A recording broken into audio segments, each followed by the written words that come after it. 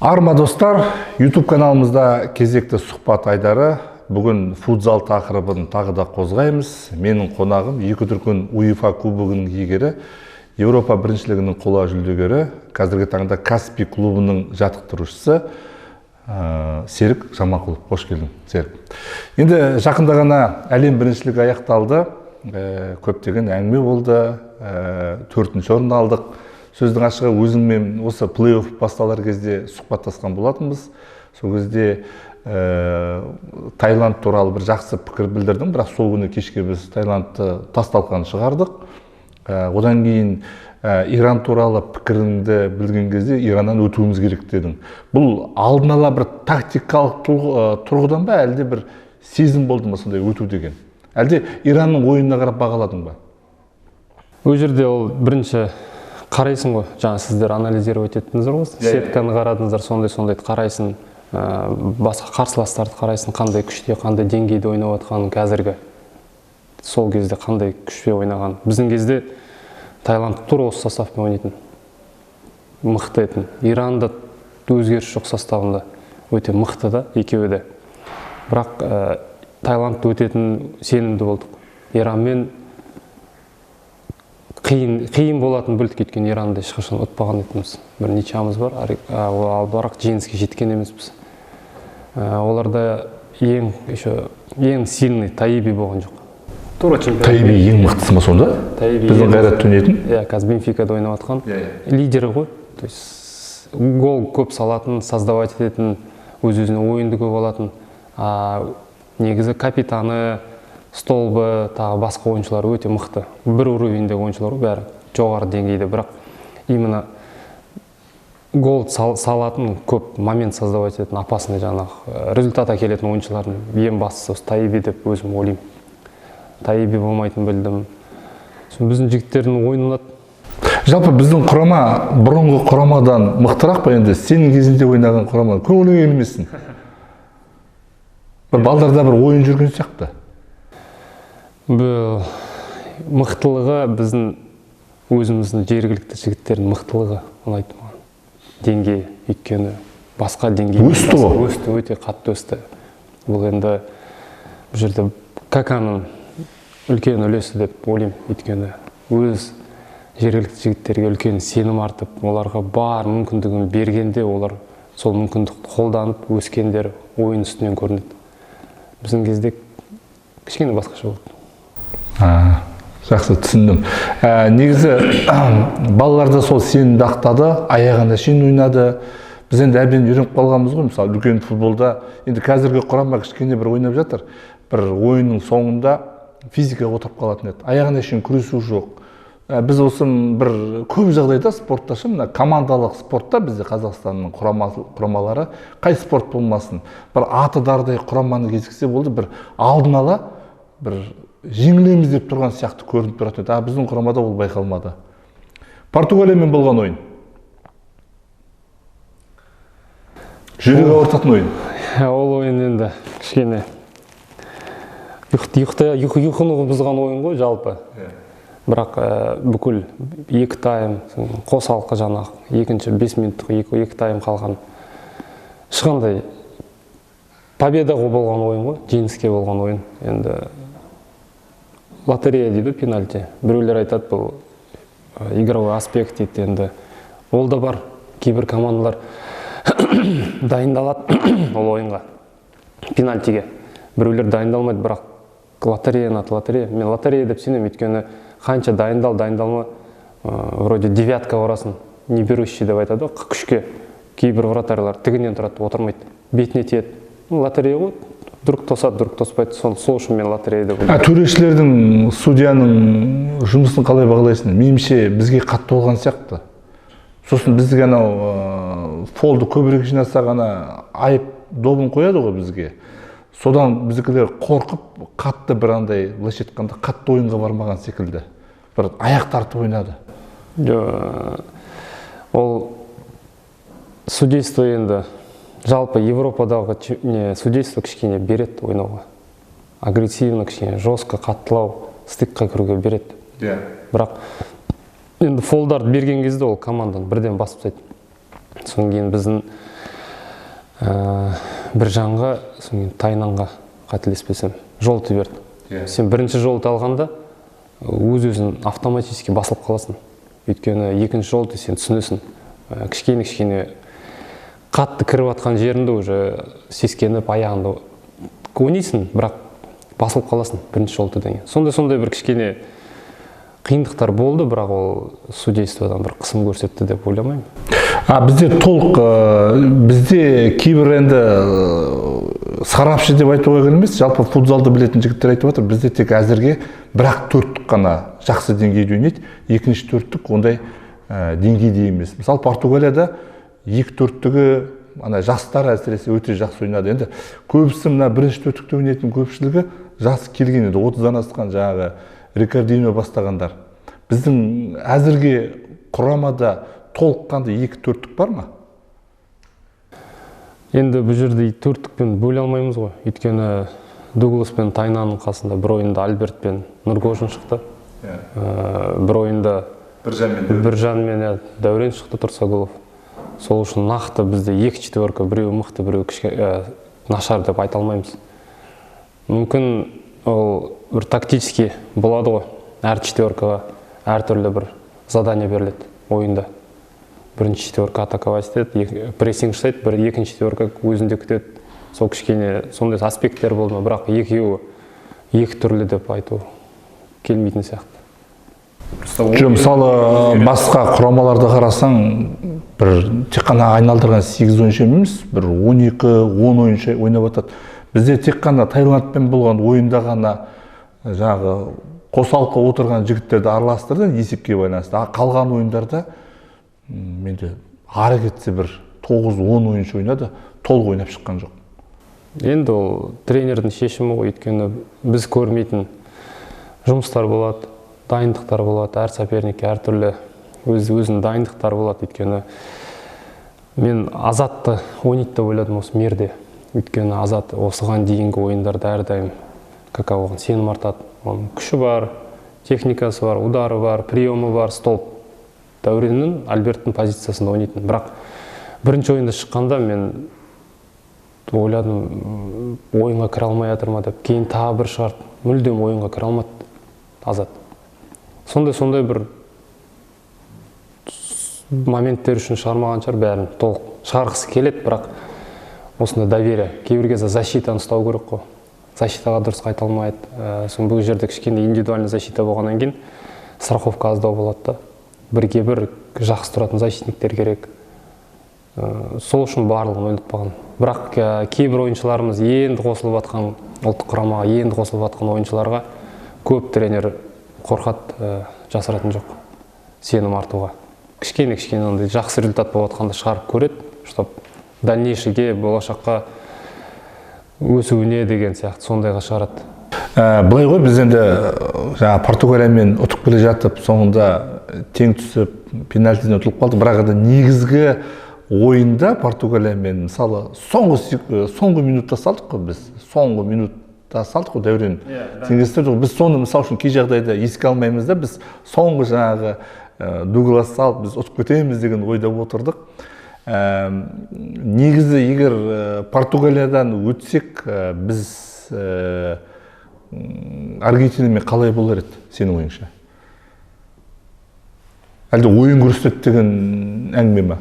Бірақ Португалия мен Аргентинаның финалдағы ойында Португалия тактикамен өтті ғой, былайша айтқанда. Қатты бір не берген жоқ. Финалда Португалияға жеңістік үлес қосқаны, енді Рикардиньо группада көрдіңіз қалай ойнаған? Кішкене азырақ ойнады, ешқандай көрсеткен жоқ. Барлығы ойлады, бұл Рикардиньо бір шаршаған шығар деп. Жоқ, ода травмадан кейін болған. Травмадан кейін әлі толық тұрмағанда, кішкене болі бар, өз-өзін сақтап, плей-оффқа шыққанда жайлап қоса бастады. 1-8-де көрдім ойын. Бірақ әлі де онша обыгрышқа кірмейді. 1-4-те полядан арасында заменаға шығып бартқанда бір-екі рет ақсаңдаған көрдім. Бара-бара өзіне сенім келгенде финалда уже басқа. Шер ауырмайды деген сезіммен шығасың ғой. Қанша ауырса да сондай сезіммен шыққан сияқты, өйткені ол түсініп отыр ғой. Ода соңғы чемпионат мері. Барын салмаса ертең өкінетіне өкінбейтіндей іс-әрекет жасау екенін біледі ғой. Бүкіл ең мықты ойынын көрсеткен жоқ, бірақ үлесін қосты. Өйткені Португалия әрдайым бұлардың ойындары жаңа Рикардиньо сеніп алған ғой. Рикардиньо қалай ойнайды, команда сол ойнайды. Бірақ бұл жолы өзіне ойынды алғанша Пани мен Эрик Португалияны алдыға сүйрей білді. Осы сол стадияға дейін 3 адам жасады финалда. Бірақ Аргентина тактически бүкіл чемпионат өте жоғарғы прессингпен ойнайды, еще жақсы ойнайды да. Агрессивно, командный бір темппен басады. И воротаның алдында да. Бірақ өз жерді құртқан ең бірінші момент оларда красный карточкасы. Ол открытый көрініп тұр ғой, замақпен келіп қабырғадан енді ол жерде вроде профессионал, Италияда ойнайды, қанша жыл ойнап жүрген, ондай опыты бар адам жаңағындай іс-әрекет жасаған, енді түсіндіре алмадым, мен өзім түсінбедім не ондай істегенін. Жақсы, енді Европа біріншілігі басталады. Бұрын сендер ойнап жүргенде 12 команда ойнайтын еді ғой, бұл жолы 16 команда ойнайды Нидерландыда. Біз бірінші себетте тұрмыз: Испания, Португалия, Ресей және Қазақстан. Бұл жолы осы құрам бара ма, әлде тағы да жаңа ойыншылар қосылуы мүмкін бе? Енді кеше мысалы осы кубок басталғалы, әлі оған дейін чемпионат басталады, Алла қаласа. Кака көріп жүрмін, трибунада қарап. Ол әрдайым ізденісте жүретін адам да, кака мен көрген. Мүмкін өзгерістер болуы мүмкін, бірақ основной костякты өзгермейді. Мен ойымша, ең басты травма болмаса балдарда, основной костяк өзгертпейді, тағы дополнительно өзгерістер болуы мүмкін. Бірақ Европаға апармаса да товарищеских ойындарға, сондайларға көру мүмкін. Жаңадан ойыншыларды? Мүмкін. Лео үлгереді ғой? Леода уже 3-4 ай өтті. Лео ноябрь-декабрьда мен ойымша уже ойнайды. Леоның әлем біріншілігінде жоқ болғаны байқалды ма? Енді, конечно, Лео деген үлкен үлес қосады, қанша жыл ойнап жүр. Өйткені бізге ұлттық құрама ең бірінші келген Игита екеуі болатын. Португалияны бірінші рет өмірімізде отқан кезде отборочный осы чемпионат Европаға өтетін ойын, ең басты шешуші ойында Лео қатты үлес қосқан. Ең біріншілеріміз ғой. Сол айтпақшы, Португалияны біз ұттық қой, 3-1 есебімен. Сол құрам ғой Португалияда негізгісі? Ол кезде негізгі, бірақ бір 2-3 ойыншы болған жоқ. Эрик пен Пани болған жоқ ойдым, мен қателеспесем. Кардинал болды, ол кезде мықты деген. Қалған сол состав. Жақсы, өзіңе келейік, бірінші үлкен футболдан бастадың ғой, әлде о басталғаннан осы мини футболдан бірінші жаттығулар болды ма? Біз енді балалық кезіміз жарыстың бәрі үлкен футболда болды. Бірақ бізде Жаңатаста далаға шығатынбыз. Наурыз айынан сол маусым айына дейін шығатынбыз. Содан кейін қыркүйектен қазанға дейін қалған уақыттың көп уақытын залда ойнайтынбыз. Залға жақын болдық, бірақ ойынның бәрі бізде жарыста далада болатын, үлкен поледе ойнайтынбыз. Дайындық залда болады, бірақ ойын үлкен алаңда болады. Үлкен поледе де ойнадық. Бірақ көп уақытымыз кішкене салқындау, желіміз бар деген сияқты Жаңатаста. Біз залда жүретінбіз, ол кезде сол жаңа. Мұндай тактиканы білмедік, бірақ определенный тактикаларын өстік. Сондықта бір үлес қосылған шығар, өйткені залдың аты зал ғой. Үлкен осы мини футболдағы ең алғашқы топ-клуб Тұлпарда ойнадың ғой? Жоқ, Қайрат. Ең бірінші 2006-та Ансарда ойнадым. Ансарда. Одан кейін Қайратта болдым 2009-дан. Қазір енді осы Каспийге ауыстың, бұны ол жердегі бас жаттықтырушы Димаш Сүлейменов кезінде бірге ойнаған. Сол Димаштың шақыртуымен бардың ба, әлде облыс басшылығы шақырды ма? Димаш па? Тағы бір сұрақ.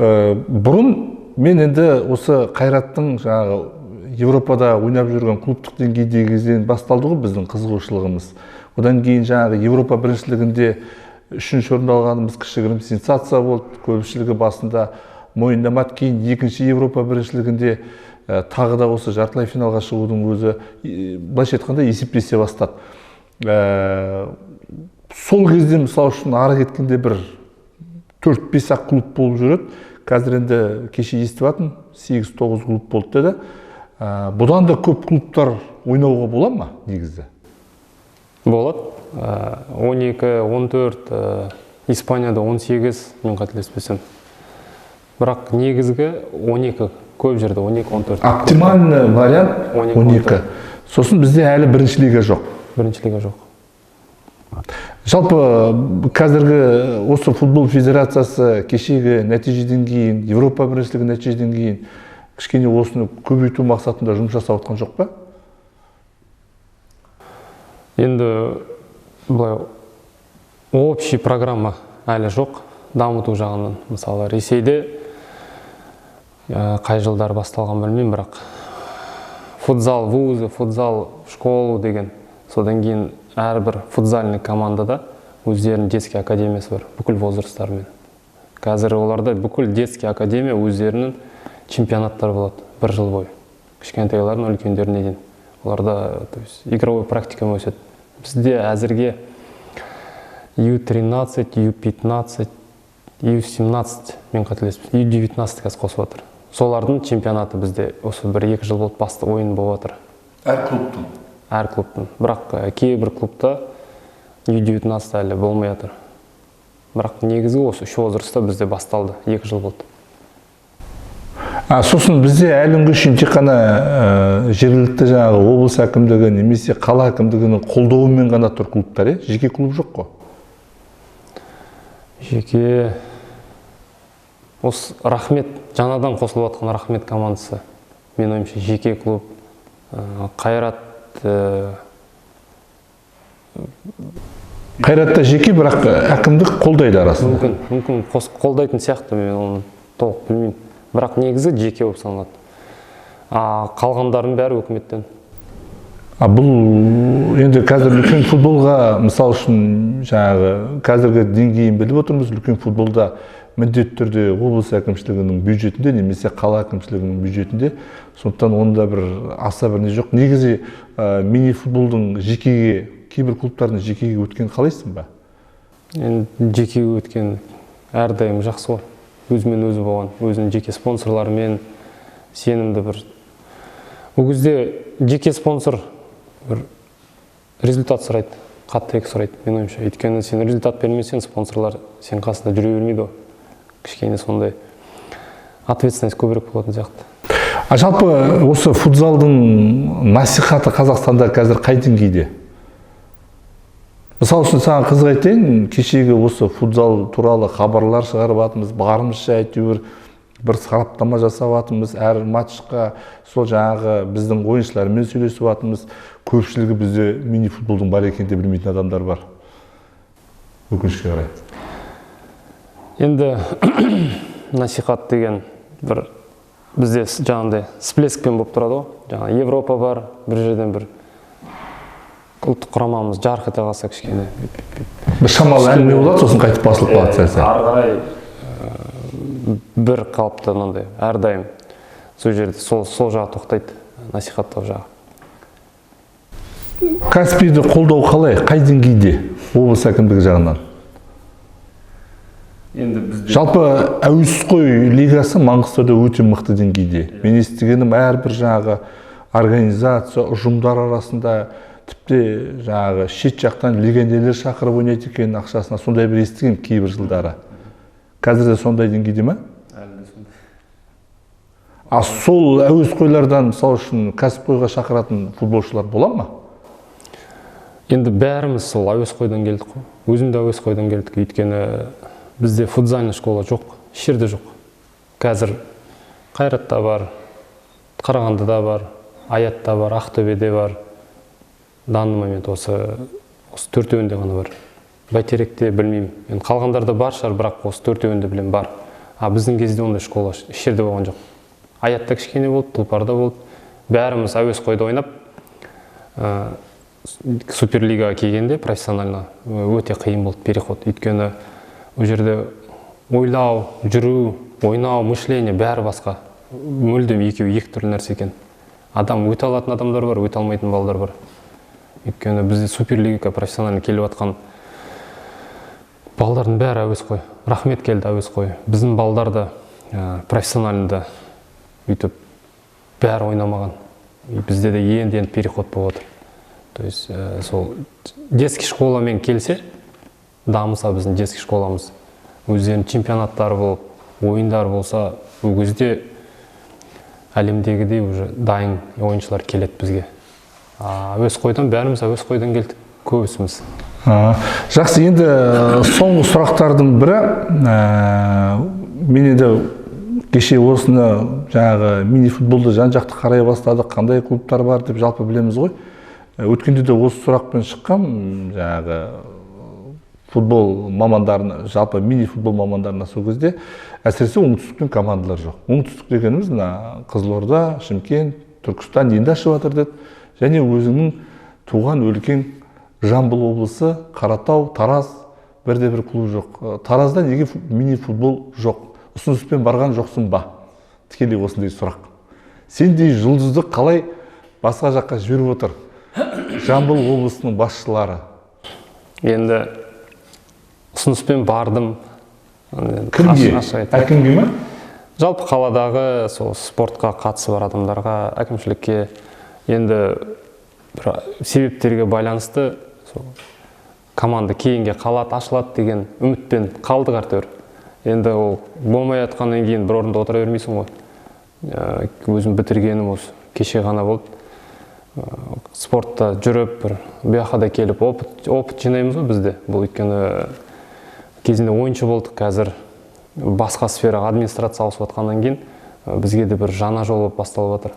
Жаңа опыт жинап, мүмкін ол кезде Тараз жақта ашылып жатса, ашылады деген айтылған, бірақ қашан ашылатынын үміт бар ғой. Үміт бар.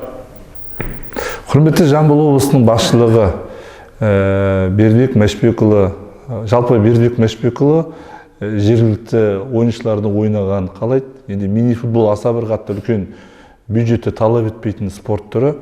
Бірақ қазір әлемдік деңгейде біздің құрама ойнап жатқаннан кейін Жамбыл облысында осындай жігіттердің жаңағы ұйымдастырылатынына сеніміміз бол. Сондықтан да сәттілік тілейміз. Жалпы бізде тағы бір сұрақ, осы мини-футболға дайындайтын бапкерлер бар ма? Әлде бәрі бір өздері үйреніп алған, әнежіден көрген, нақты бұған үйрететін бізде бапкерлер жоқ қой? Толыққанды емес қой? Енді ол бапкерлік өтетін курстар ондай жоқ бізде нақты. Білгеніміз, өзіміздің ойнағанымыз, көргенімізді білеміз, аржаны білмегенді үйренеміз. Мысалы, дайын тренерлеріміз бар, мысалы, бір үлкен жетістікке, үлкен класы бар, опыты бар, какаолардан көрген нәрселеріміз, кейбір нәрселерді сұрауға да болады, білмей жатқан нәрселерімізді. Бір-бірімізді толықтырып жатамыз. Нақты өтетін курстар, нелер жоқ. Бірақ федерациядан жақын арада Алла қаласа сондай бір семинар болады деп жатыр.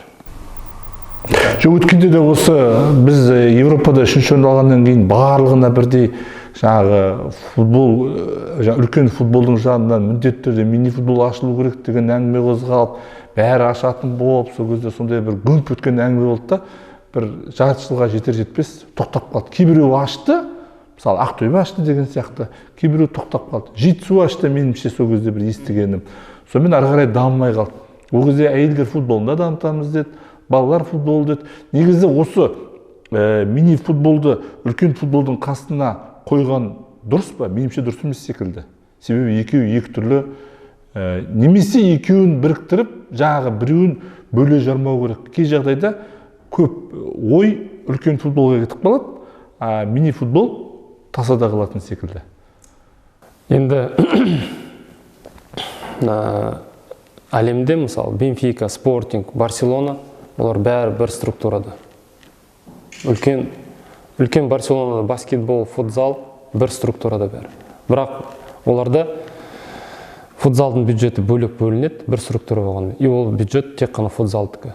Үлкен футбол, не баскетбол, ол бюджеттен ақшаны алып, өзіне қолдана алмайды. Сондай бұл бөлінсе, бір үлкен клубтың астында бір бюджетпен болады, бірақ футзалдың бюджеті бөлек, өздері қолданатын бюджет болған дұрыс. Өйткені ол бюджетке закладываться еді ғой. Ойыншылары бар, бүкіл жаңа поездкілері бар, инвентарь, бүкіл бюджет бөлініп қояды. А сен ол бюджетінен алып қойып большойға керек болып қалады, сонда мына жақта бір ойыншыны алып тастау керек болатын, грубо да. Жақсы, түсінікті. Сәттілік тілеймін. Мынау сұхбат беруге, келісім бергенге көп рахмет. Қазір енді осы Нұр-Сұлтан қаласында Қазақстан кубогы өтіп жатыр. Командаларға сәттілік, жақсы нәтижемен елге оралыңыздар. Жалпы кешегі әлем біріншілігінен кейін бір ойындарды қарап бақыладым, былай сыртынан қарап, бір-екі ойынға барып көрдім. Кәдімгідей құлшыныс пайда болған, жаңадан бір леп келген секілді, андай бір сылдыр ойын болып жатқан жоқ. Мысалы, кешегі кірген, жаңадан кірген Рахметтің өзі Атыраумен тең ойнап жатыр. 3-0 есебімен ұтылып жатыр. Мысалы, камбэк жасап 4-4 болды. Осындай нәтижелер көрген кезде қуанасың, бір болашағы бар деп. Және бұл бір уақытша болмаса екен деген тілек. Біздің де құрама сәтін салса алды Европада ойнайды, одан кейін әлемде ойнайды. Біздің де бір жарқырап шығатын күніміз болар. Енді 4-ші орын өте жақсы нәтиже. Кім ойлаған, біз осы бағдарлама жасаған кезде жартылай финалдың өзі жақсы жетістік деп айтып қойып, сол сөзден мен әлі күнге шейін өкініп жүрмін. Кешірім сұраймын, енді әр ойын біз үшін соңғы ойын, яғни жеңіске жететін ойындар бізде көп болады деген сенімдемін. Бұйыртса енді болашақта ұлттық құраманың тізгінін ұстайтын күнде келер. Алдымен Маңғыстау, кейін Жамбыл, кім біледі, одан кейін ұлттық құрама деген сияқты. Өзің жалпы бұл мини-футболда орның бар, қолтаңбаң бар. Сыртыңнан әрқашан сүйсініп отырамыз. Тек жақсылықта жолығайық. Басқа айтар тілегің болса, ешқандай... Енді футболда жүрген кезде ешқандай қорықпай әдемі ойнайсың, камераның алдында кішкене тосылып қалып отырсың да? Енді айтқанда футзалдың қазіргі дамып жатқан бір өзгерістеріне көзің қуанады. Бірақ біз бұл бір основной командалармен ғана дами бермейміз ғой. Осы Димаш шақырту берген кезде Димаштың маған программа ұсынады Каспийде. Бірақ негізгі ең басты задача основной команданың результаты, бірақ үлкен жоспары детский футбольный центрмен айналасында аудандарды дамыту дегенде мен бірінші рет естідім ондай. Тек қана өзім футбольный центр емес, бүкіл өзен бар, шетпе бар, бәрін дамытамыз, программа береміз, бүкіл обеспечение болады деген сияқты. Сондай программасын естігенде, ол біздің Димаш екеуміздің жаңағы ойыншы кезінде комнатада отырып алып, жаңағы кейбір кофені алып аласың, барып кафетерийге. Бір армандарымыз болған. Сол армандарымыздың мүмкіндігі берілгеннен кейін қатты қуандым. Сондай бардым. Жалпы осындай біздің футзал барлық ашылып жатқан командаларда сондай мүмкіндік болып, сондай талпыныс болса екен деймін. Өйткені Аятта бар, Қайратта бар, Ақтөбеде енді школасы бар, бір қандай школа бар екен білмеймін. Сондай әрбір ашылып жатқан футзальный командамызда детский футболға, болашағымызға көбірек кішкене көңіл бөлінсе, бізде сол Испаниядағыдай, Италиядағыдай, Россиядағыдай, Португалиядағыдай дайын футзалшыларымыз шығады. Болашағымыз сол кезде біздің жарқын болады. Олсыз болашағымыз болмайды. Бір мезеттегі келген ойыншылармен болашағында бір үзілістер болса, бізде болашақ жоқ. Сол жанкүйерлерге үлкен рахмет. Әрдайым дәурендерге хабарласып тұрамыз осы мерде. Қалай десек, ой, жан-жақтан қолдап жатыр. Ол үлкен мотивация береді. Бұрында бұндай ойындарға қатыспай тұрғанда мотивация деген мағынасын түсінбейтін. Сен ояқта бір ойыннан кейін сенде мотивация кетеді. Футзал сен жұмысың ба дегенде сұрақтар болады. Басқа жерде тағы жұмыс істейсің ба деп, сондай қиын сұрақтар көп, оны еске ала берсең. Сол футзалды дамуымызға жан-жақтан үлес қосуымыз Алла нәсіп етсін. Сіздер бар, біздер бар, жанкүйерлеріміз бар. Болашағымыз жарқын болсын. Рахмет, әумин, айтқаның келсін. Әруақ дейміз ба? Жақсы, рахмет.